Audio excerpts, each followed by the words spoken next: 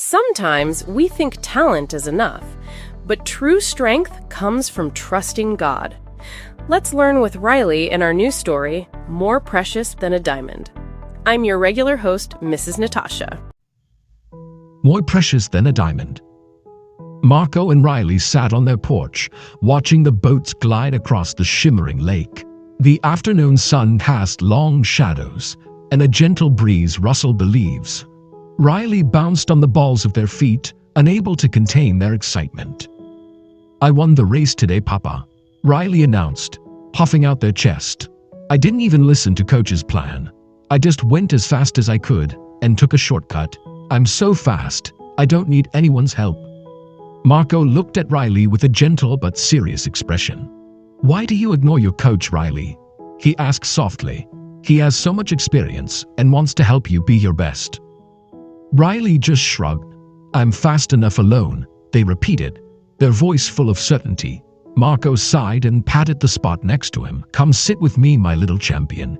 Let me tell you a story about a man who was very good at something, but trusted only in himself.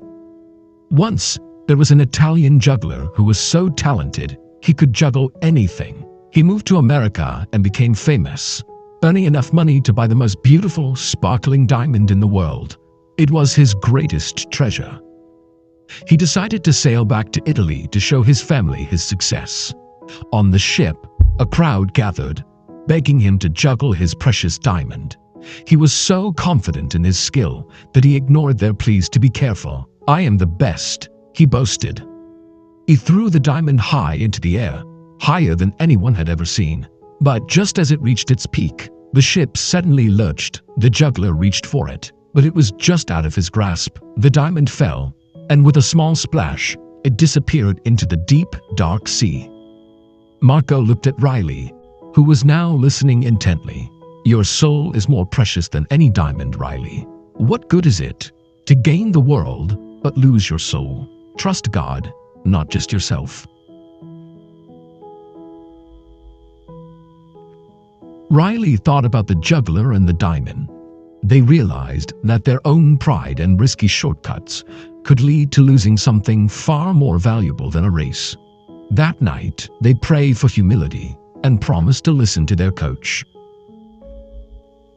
At the next race, Riley followed their coach's guidance, running with all their heart and trusting in the plan. They crossed the finish line first, not just because they were fast, but because they had learned that their soul was priceless, and trusting God was the best way to keep it safe.